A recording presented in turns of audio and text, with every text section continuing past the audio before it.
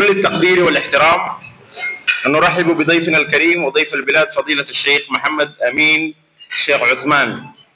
إمام المسجد العتيق السابق بجامعة إفريقيا العالمية، والذي شرفنا بحضوره في هذا الإفطار المبارك. أمجادنا تاريخنا وسلامنا، إسلامنا ملأ الوجود جمالا، فاسأل خيول العز حين تسابقت، ترنو السلام فتوجت أبطالا. يا أيها الذين آمنوا كتب عليكم الصيام كما كتب على الذين من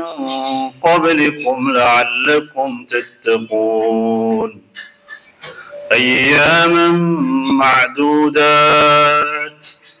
فمن كان منكم مريضا أو على سفر فعدة من أيام أخر، وعلى الذين يطيقونه فدية طعام مسكين، فمن تطوع خيرا فهو خير له،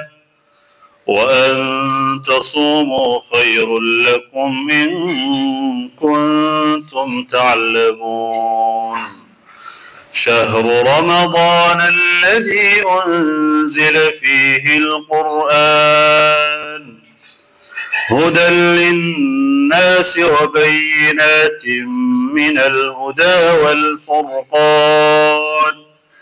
فمن شهد منكم الشهر فليصم، ومن كان مريضا أو على سفر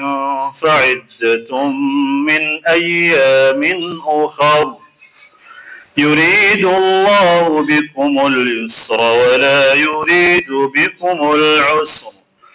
ولتكملوا العدة ولتكبروا الله على ما هداكم ولعلكم تشكرون.